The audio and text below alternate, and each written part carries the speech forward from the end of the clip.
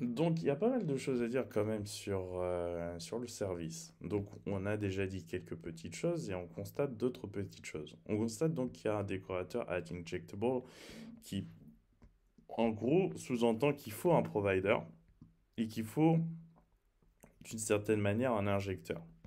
Donc, on sait en réalité, grâce à ça et grâce au NG Generate Service, qui nous, d'une certaine façon, nous gère tout pour nous, enfin gère tout pour nous plutôt, que en réalité on va pouvoir utiliser ce service, que toutes les classes de l'application vont pouvoir utiliser ce service à partir du moment où ce service va être considéré comme étant fournissable à la racine, c'est-à-dire pour tout fichier, tout dossier qui d'une certaine manière provient ou a comme racine app. Donc, c'est-à-dire que tous les composants qu'on a utilisés, y compris effectivement le component, le root component, eh bien, va pouvoir utiliser ce service grâce à ceci-là, au fait qu'il soit fourni, qu'il y a un provider, et effectivement qu'il y a un injecteur à la racine.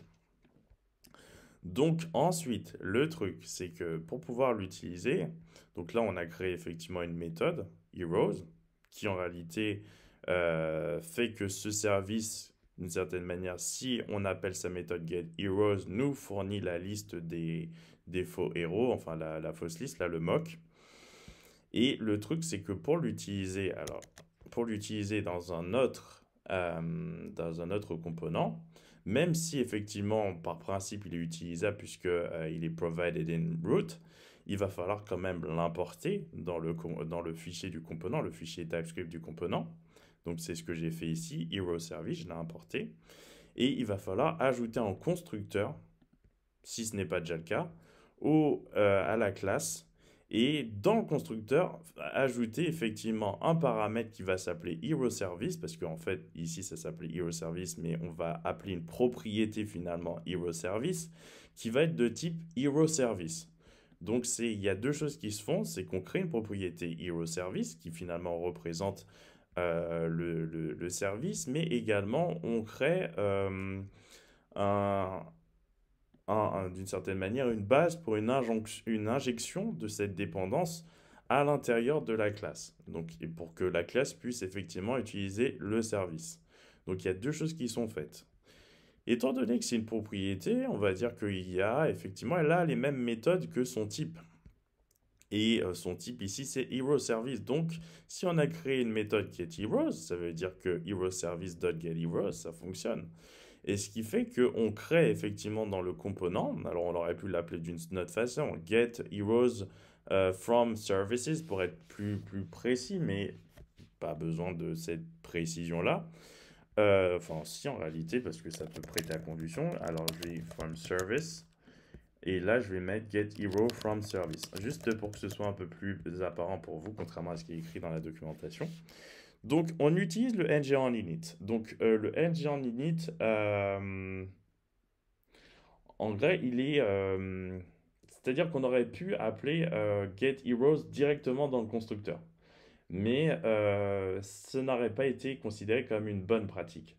Donc, on réserve normalement le constructeur pour des initialisations minimales, comme écrire les paramètres du constructeur euh, enfin, à écrire les paramètres du constructeur et jusqu'aux propriétés. Et le constructeur ne devrait pas faire quelque chose. Donc, c'est vraiment une bonne pratique d'éviter de faire des choses au constructeur. Donc, et il ne devrait, en l'occurrence, surtout pas appeler une fonction qui fait des requêtes HTTP à un serveur distant si effectivement c'était, enfin, comme pourrait le faire, pardon, un véritable service. Donc évidemment, on part du principe que là, c'est certes un faux service, puisque s'il y a des fausses données qui proviennent d'un fichier mock, mais il faut partir aussi de cette idée que plus tard, vous allez utiliser les services qui vont effectivement, au lieu de faire ce return minable, vont retourner des informations qui proviendront de serveurs distants via effectivement des requêtes d'école API. Donc voilà, et de toute façon, on va venir à ça à un moment donné. Donc voilà. Donc on évite de faire des choses au constructeur Et au contraire, on appelle cette fonction dans le ng on init. Donc j'ai implement on init. Donc je suis allé chercher on init puisque vous pouvez avoir des informations. C'est une interface particulière. C'est un hook particulier en réalité. That is called after Angular has initialized all data-bound properties of a directive. Define ng on init method to handle any additional initialization task. Donc voilà, c'est assez connu en init. C'est dès le départ, dès le rendering d'une certaine manière de l'application, et eh bien ça se met en mouvement. C'est plutôt intéressant. Ça me fait penser à Unmounted pour Vue. Et effectivement, donc voilà, où effectivement c'est le même genre d'idée. C'est la même idée. Il y a et en init, évidemment, il y a son opposé, mais on verra ça dans une prochaine partie. Ou pas d'ailleurs. Peut-être peut-être plus tard si c'est important. Donc, ng en init, c'est fait. On met effectivement, on utilise le this, puisqu'en réalité c'est une méthode de cet objet finalement. Donc on utilise le this, c'est l'objet appelant, donc c'est la classe finalement.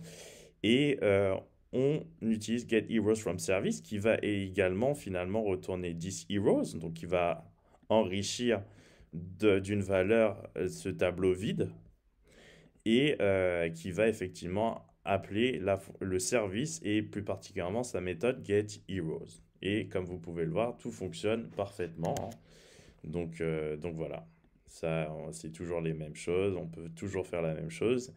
Et donc voilà, ça nous fournit des informations, mais ça évite que ce soit un component qui fasse ce travail d'aller récupérer des informations, enfin en tout cas d'aller de servir les informations. C'est le service finalement qui sert les informations et qui va faire ce travail de récupération.